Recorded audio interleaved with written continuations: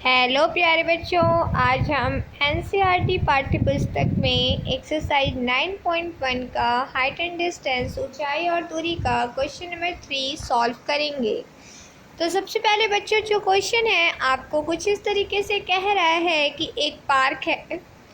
Park में आप जाते होंगे, आप देखते होंगे वहाँ पे फिसल पट्टी बच्चे जिस पे जैसे समकोण त्रिभुज जैसा ऐसे ऊंचाई पर रहता है पटरा की तरह, और बच्चे उस पर बैठकर नीचे सरकते हैं। आप सबने देखा होगा टीवी जी, अगर पार्क में नहीं देखा होगा तो जो टीवी वगैरह है उसमें जो पार्क का सीन आता है उसमें बच्चे क्या होते हैं, जब भी पार्क में खेलने या घूमने जाते हैं तो ऊंचाई पर एक पटरे की तरह लगा होता है और उस पर बच्चे बैठकर नीचे की ओर फिसलते हैं, उसी को बोलते हैं फिसल पट्टी।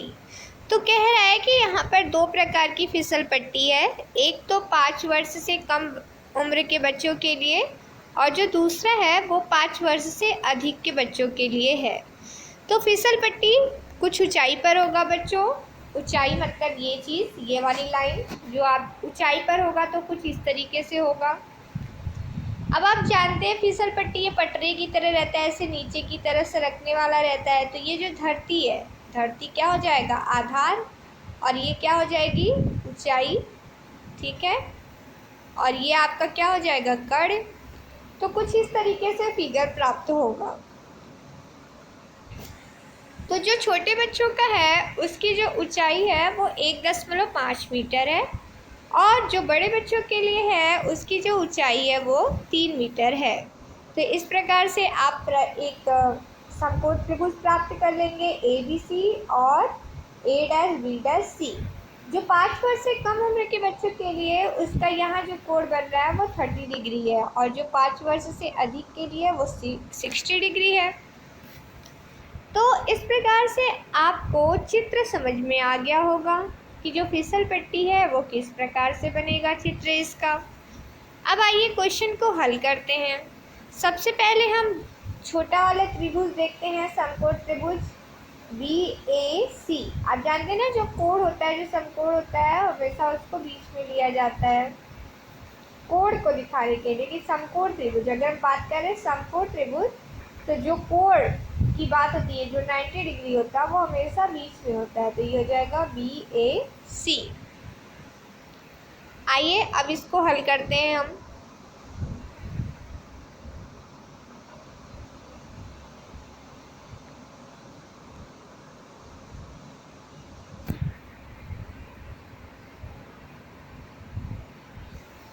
BAC में आप जब लेंगे तो कोण था 30 डिग्री, और आपने देखा कि आपसे फिसल पट्टी की लंबाई पूछ रहा है।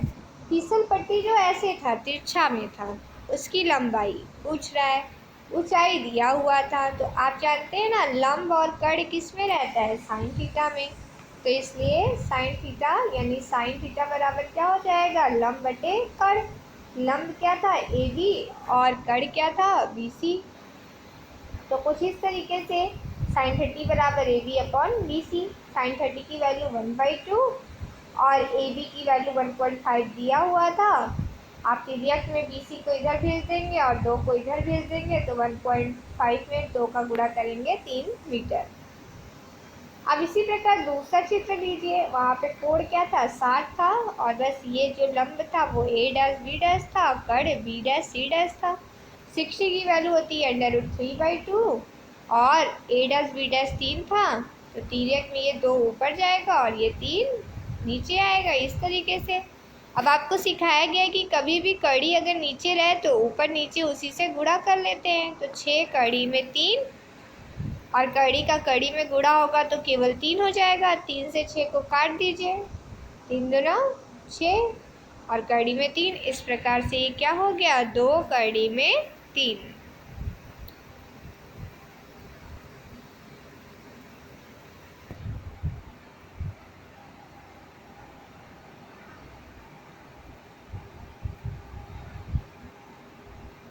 अब हम लोग नेक्स्ट क्वेश्चन हल करेंगे बच्चों। तो इस प्रकार आप क्या लिखेंगे, फिसल पट्टी की जो लंबाई है वो 5 वर्ष से कम उम्र के बच्चों के लिए 3 मीटर और 5 वर्ष से अधिक उम्र के बच्चों के लिए 2 कड़ी में 3 मीटर है। नेक्स्ट क्वेश्चन जो है आपका कुछ इस तरीके से कह रहा है। नेक्स्ट क्वेश्चन में कह रहा है कि एक मीनार है, इस मीनार की हमें ऊंचाई ज्ञात करनी है। तो मीनार जाहिर सी बात है बच्चों किसी ऊंचे पे, जैसे आप मान लीजिए कोई खंभा है तो खंभे की ऊंचाई आपको ज्ञात करनी है। तो इस प्रकार जो खंभा होगा बच्चों यही होगा, मीनार की जगह आप खंभा मान के चलिए, आपको जल्दी समझ में आएगा। इसलिए कह रहा है जो इसका पाद है, पाद मतलब होता है निचला भाग, तो जब निचला भाग है वो किसी बिंदु P से जब देख रहे हैं तो कितना कोण बना रहा है 30 डिग्री का, और इसकी जो लंबाई है वो दिया हुआ है 30 मीटर। तो आपको जो निकालना होता है आप उसको मानते हैं, माना मीनार की ऊंचाई h मीटर है। अब यहाँ पे देखिए इस प्रकार से ये 90 डिग्री है, आपका ए वाला कोण क्या है 90 डिग्री है, तो आप BAC ले लीजिए या CAB ले लीजिए, कुछ भी ले सकते हैं आप, BAC भी ले सकते हैं और CAB भी ले सकते हैं, क्या समकोण त्रिभुज में। तो इस प्रकार अब आपको क्या दिया है, पूछ रहा है लंब निकालना है, ये h ज्ञात करना है और ये दिया हुआ है। तो लंब बटे आधार किस में होता है tan थीटा में, तो tan थीटा बराबर लंब AC आधार AB, तो tan 30 बराबर AC अपॉन AB। अब आपको AB दिया हुआ है 30, ये AB 30 ऊपर चला जाएगा तो ये 30 कड़ी में 3 हो जाएगा, कड़ी में 3 चुकी नीचे है तो इसलिए ऊपर नीचे आप गुणा करेंगे, कड़ी में 3 का गुणा कड़ी में 3 हो गया 3, 3 से जब आपको 30 को काटेंगे तो आ जाएगा 10 कड़ी में 3, क्या आएगा बच्चों 10 कड़ी में 3। इस प्रकार जो मीनार है वो कितना मीटर ऊंचा हो गया, अतः मीनार 10 कड़ी में 3 मीटर ऊंचा है। अतः मीनार कितना ऊंचा है 10 कड़ी में 3 मीटर ऊंचा है।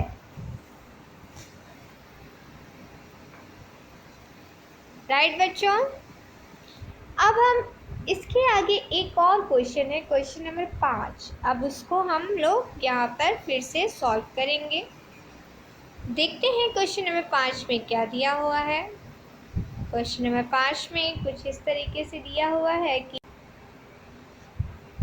कह रहा है एक पतंग है, पतंग आपने देखा है कुछ इस तरीके से पतंग रहता है, जब इसको हम लोग उड़ाते हैं तो इसमें एक ऐसी डोरी बंधी होती है जिससे आप पतंग उड़ाते हैं। तो डोरी क्या कभी सीधे सीधे ऐसे उड़ता है, नहीं ना, ऐसे तिरछे में उड़ता है, तिरछे में ऐसे डोरी जो रहती है ऐसे रहती है।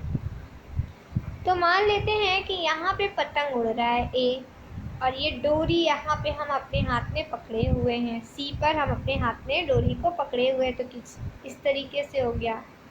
अब जो पतंग है यहाँ से अगर नीचे आएंगे तो ये हो जाएगी इसकी लंबाई और ये हमारा पाद आधार हो जाएगा। तो कुछ इस तरीके से चित्र आपको प्राप्त हो जाएगा, जहाँ पे कोण क्या दे रहा है पतंग और डोरी के बीच 60 डिग्री, और जो ऊंचाई है पतंग की धरती से वो कितना दिया है 60 मीटर। अब आपको डोरी की लंबाई ज्ञात करनी है यानी AC ज्ञात करना है। तो मान लिया डोरी की लंबाई AC है, आप L भी मान सकते थे, क्योंकि मैंने AC ही मान लिया है। बिंदु A पर पतंग उड़ रहा है, यहाँ पे आप खड़े होकर उड़ा रहे हैं। तो इस प्रकार देखिए लंब है और कड़ क्या पूछ रहा है, कड़ आपसे पूछ रहा है, तो लंब बटे कड़ किस में आता है साइन थीटा में, और थीटा का मान दिया है 60, तो साइन 60 बराबर क्या हो गया AB अपॉन AC, यानी लंब बटे कड़। साइन 60 की वैल्यू √3/2, AB का मान दिया है 60, AC ज्ञात करना है, AC तिर्यक में ऊपर जाएगा, 2 तिर्यक में इधर, कड़ी में 3 नीचे, तो क्या हो गया 60 × 2 अपॉन कड़ी में 3। अब आप जानते हैं कड़ी में 3 नीचे आ गया तो आप ऊपर नीचे क्या करेंगे, इससे गुणा और भाग देंगे, कुछ इस तरीके से आ जाएगा। कड़ी में 3 का गुणा कड़ी में 3 में होगा तो क्या आएगा, केवल 3 आ जाएगा।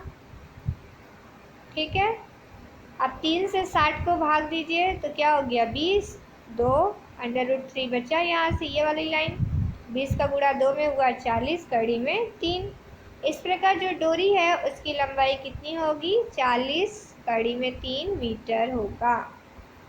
आप एक बार यहाँ से इन सारे क्वेश्चन को फिर से देख लीजिए।